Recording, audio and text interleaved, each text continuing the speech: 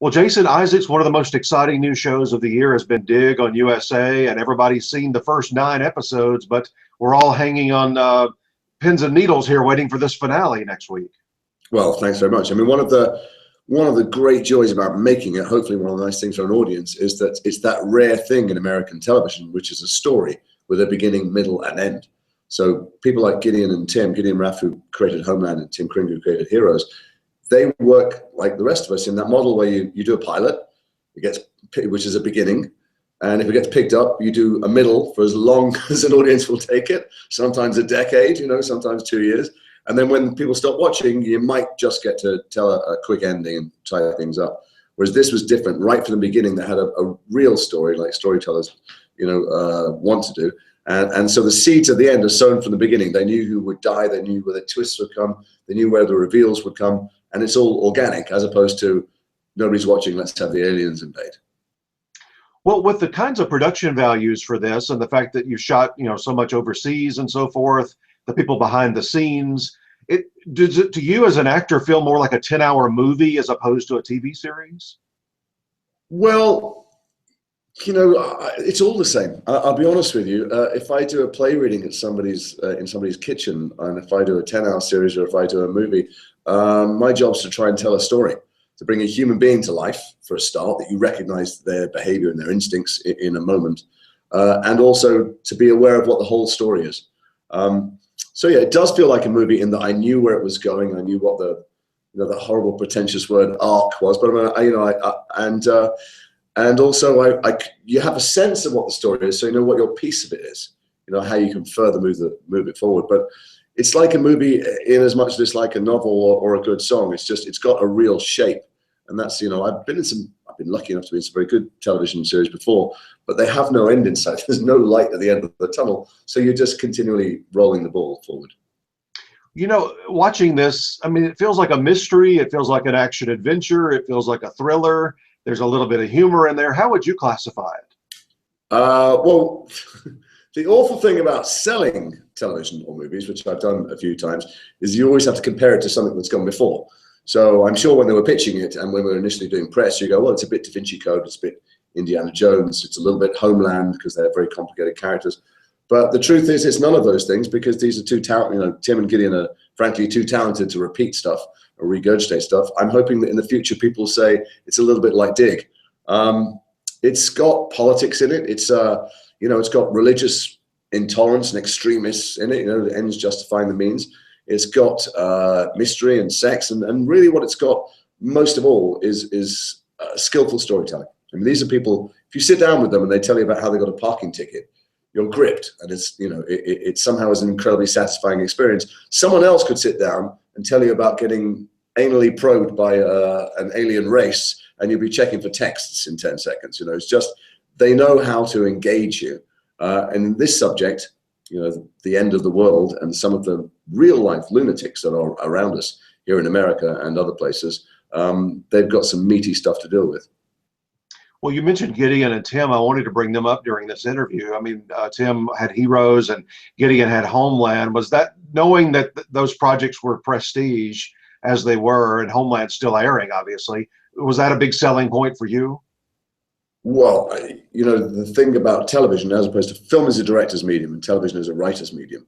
And when you find out that people who've made television shows that you've loved watching are A, are interested in you, and B, are combining their talents, it's a bit of a no-brainer. And then really, I mean, almost anything, if they told me that they were dramatizing the life of a fruit fly, I would have been in. But when they tell you that it's about this stuff, I mean, I read the script, I thought it was the initial episode, I thought it was fantastic and gripping, and not just well told, but dealing with a very controversial area of the world, and religion and fanaticism, which is a controversial area for all of us at the moment. And I went to meet them and I said, where'd you get the stories from? Because there's some crazy stuff in there. And they said the headlines, we got it from the news headlines, and we got it from the Old Testament. And I went, well, no, but not all of it. And they sent me scurrying back to my computer. When I found out how many people there are who take the Bible very literally and are actually working towards the end of days, putting money into trying to bring about the Third World War. and those people who were trying to breed a red heifer and clone a red heifer. It not only did I think I've got to do the job because this, the story is great and the character is great and rich and recognizable, but also, holy shit, this is really going on in the world as well. And that's if you can ever tell a story on the screen that is not only engaging but makes people have a conversation afterwards and start searching the internet, then you've really done the job well. Now, you played the FBI agent Peter Connelly. What did you have to do to figure him out beyond just the text on the script? Well, almost immediately the story begins. He goes off piste. So whatever the FBI rule book is and how they're meant to behave in situations, one of the things, excuse me, one of the many things that attract me to playing him is he's a real mess. And if you're going to find anybody to try and stop the end of the world, it's not him. He's the last person who should be in charge of doing this. And I knew that his very vulnerabilities, the fact that he hasn't really recovered from the death of his daughter, the fact that he's having sex with his boss, Anne Heche's character, but they're not romantically involved and he doesn't really want to be. All those interesting, complicated, messed up things about his life were the things that make him most vulnerable to this plot against him and the least likely hero you could find. And so as an actor, it's all very well that someone comes up with a great story which has a kind of action-adventure theme, but they're very dull often if you're the person that's kicking the door open and pointing the gun. This guy's fucked up. Can I say fucked up on Gold Derby? Oh, well, I've done it now. This guy is complicated and his ego gets in the way often, and he really should be sharing information with other people. And his arrogance, his desire to fix something because he didn't and couldn't fix the death of his daughter makes him behave unprofessionally. So I didn't need to do any preparation for that because I can identify with that kind of egomania and insecurity and all the rest of it very easily. And B, it was attractive because it wasn't the usual. Well, complications and flaws, I mean, that's what an actor is looking for, right? You don't want to play a perfect person.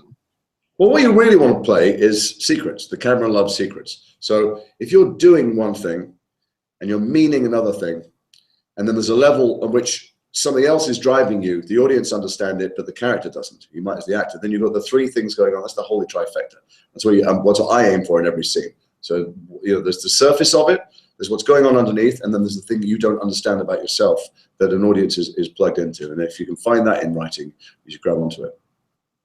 You and both of your characters, you and Anne, are it's a complicated relationship. Let's say that. What's it been like working with her?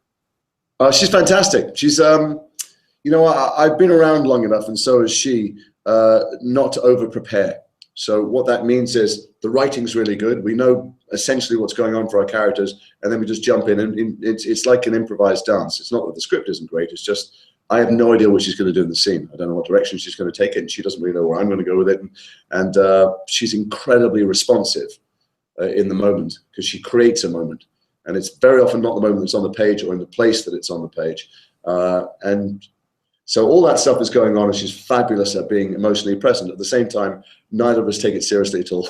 So I play some very cheesy music on the set. I've always got a boombox on playing disco or Motown or blues or something, and stuff to make the crew sing along and make the day go by better. And the two of us can be found goofing and making terrible, asinine, immature jokes, and they call action, and we get into the moment. And it's all part of the same thing, which is free yourself up to play. It's just that not everybody comes to play, and Anne really comes to play. And without getting into big trouble, she's had to wait 7 or 8 episodes before she gets to really kick some ass. And she turns into a badass by the end, which is impressive to watch. And it was impressive to watch her patience because she didn't know it was coming. Well, that's what I was going to ask you. Without getting into trouble, what can you tell us about this finale coming up next week? I can tell you that it is a finale because all roads, there's a lot of times that there's a lot of multi-stranded television that gets created. Many of my friends have been in them, and I've watched them, and I like television. I love television. I love good writing. But there's often the case that someone starts out a show that says, this thing is happening on April the 4th, when these forces come together, or when this all plays out. And actually, if you're inside the business, you see that they change showrunners 2 or 3 times. You think, well, I wonder where the original plan's gone now. And they don't really know how to end it. A lot of very smart people will get in a room and work out how to end it. This is different. Tim and Gideon know that all great stories are about their endings, and right from the beginning, they knew there's still a big twist left. There's a big action sequence. There's a whole bunch of, how is this stuff going to play out? Is something I asked them right from the beginning. And at some point, very early on, they said, do you really want to know? And I went, there's some things I want to know. And I went, actually, I don't want to know. And there's a huge stunt sequence. There's, it ends spectacularly, but also intimately. And there is at least one very big surprise left, not just for the audience, but for the characters involved. And I think that's something they did rather brilliantly. They're very, very skillful at. Things not seeming gratuitous, but holding back the turns and twists of good storytelling. But there's no question, I think I said a while ago that there's not that many people left standing at the end. There's already a giant pile of twitching corpses, but there's no question that this is an ending. And so when it's finished, you get that satisfaction of that story's done. It's done. Whether it ends with the end of the world or me saving the world, they'll have to tune in and find out. Well, looking back over your career, as I was doing a little while ago, getting ready for this, I mean, you've done the blockbusters, you've done indie movies, you've done stage, you've done TV. It's remarkable. All kinds of budgets. Do you have a preference? That I'm still getting paid to pretend to be other people. Of all of those, though, do you have a preference, or is there anything different in your mindset when you're doing different kinds of projects? I just, the budget's irrelevant. I mean, I don't want to say this to any future employers, but I don't really work for money. I mean, I do need money because I've got a wife and kids and stuff, but I'm often going off to do films for, 20 cents or for free. And it's all exactly the same. The thing I'm after, beyond I have to fill the fridge and, pay for medical insurance, I just love storytelling. I'm curious about human beings in dramatic situations, often, sometimes not. I've never quite worked out, or I'm infinitely curious about what makes people love, hate, behave well, behave badly. Everybody always thinks they're right. Everything they do, all the characters in Dig, for instance, think they're doing the right thing. Whether it's someone who thinks that it's okay to kill 6 billion people so that Jesus can walk the earth again, or me who thinks they're doing the right thing. So I've never lost my curiosity, and it doesn't really matter to me if there's a giant green screen stage or it's 2 people doing dinner theater. I like walking in other people's shoes. I find it helpful to me, and actually I do think I used to think it was a trivial thing, acting, but I do think storytelling is an incredibly powerful thing that human beings have always gathered to hear stories, and I'm a little bit less ashamed to be part of something so insubstantial now, because I think it has value. So I think the question was, which do I prefer? And the answer is, I like a varied diet. I like great writing, great stories, interesting characters, and I don't really care what the medium is. Because you've done so many different kinds of things, when you see a fan coming towards you to say hello, can you kind of predict what project, what type of project they will talk to you about? Well, first of all, I've done a few war films, played a bunch of soldiers, so I can always tell if it's someone military. I can tell from their bearing and their haircut and stuff. I know it's going to be Black Hawk Down or Green Zone, maybe The Patriot. I was in Brotherhood playing a quite dangerous, deranged gangster. So when gangsters across the road or scary-looking people approach me, they're either going to take my money or high-five me because they like Michael Caffey. There's ladies of a certain age loved Jackson Brodie from Case Histories, who was a British detective I played for a couple of seasons that they like. And then the White House, amazingly, in Washington recently, I was there lobbying for the National Endowment for the Arts. They're all watching Dig. So politicians will either be watching Dig now or a miniseries I did that was Golden Globe nominated called The State Within. It's rather obnoxious to say Golden Globe nominated, but just so that people might remember what it was, which was set in Washington. So I can pretty much pick it out. What doesn't happen is that kids don't recognize me from Harry Potter. It's the parents. So the parents will drag kids up to me because they'll recognize me from other things, go, oh, that's the guy I know is in Harry Potter. They drag these poor kids up and they go, look who it is. And the kids just look completely, dazed and nonplussed. And they go, tell them who you are. And I go, hi, I'm Jason. I'm an actor. What's your name? And they go, no, but tell them who you are. And I go, well, I'm an actor. So I've been in some kids' films. They go, no, this is Lucius Malfoy in the Harry Potter films. And kids look me up and down and they go, no, you're not. And I go, oh, okay. And they go, no, but can you do the voice? And I go, I'm buying fish in the supermarket. Really? When they insist, sometimes I do it to make them go away. So very rarely do I get recognized in Harry Potter. People in their 20s, I can tell when it's Harry Potter because they start to shake. I mean, it meant such a lot to so many people of a certain generation that they get uncontrollably giggly or teary or something, probably because they think they're in the presence of a wizard. And it's invariably disappointing when the best magic I can do is to take a selfie. I'm glad you mentioned Globes on your other project because Emmy Awards ballots will go out here in a few weeks, and I think Dig is going to do well. It's going to be in that movie limited series category, a group of categories, and I think obviously a lot of the production behind the scenes folks I think are going to get recognized, music and art direction and all of that. I always hope that people I work with get recognized because there's some, the people who put this show together coped with some extraordinarily difficult things. First of all, the cope with shooting in Jerusalem, which is not a place that anyone's ever shot before. So we had the keys to the city, so we shot underneath it and tunnels and caves and over and above it. And so to make that happen and to dress that and make it filmable then was an extraordinary achievement. But then when the conflict broke out, missiles were coming over and bombs were going off overhead, and we had to move to Croatia, where they had to recreate Israel, and New Mexico, where they had to recreate Israel and Arizona, and then go back to Croatia in the winter and make it summer in Jerusalem. So there's some extraordinary work going on here, and I thought there was some brilliant direction as well as writing. I thought, some of these things are really mini movies, not on a movie budget. And the other thing that may or may not get recognized in the Emmys is that the actors that came in, sometimes to do very small parts, were the very cream of Israel's acting royalty. And so someone would come in and I'd lean over to Gideon and I'd go, God, he's good. He'd go, he's actually basically Israel's Marlon Brando.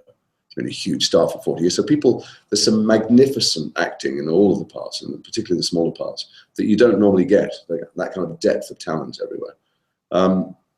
But awards are a funny thing. I mean, it's fantastic to be nominated and get them because it celebrates all the hard work that goes into it.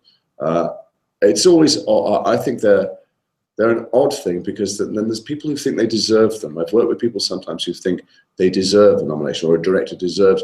Nobody deserves it. It's a strange and intangible thing. It's not a measure of what's better than anything else. It's a measure of what the people who are voting are liking at the time. And so I've seen people get very depressed by not being nominated or very big-headed by getting nominated. And it's just, it's just a delight that someone goes, I love the thing you're doing.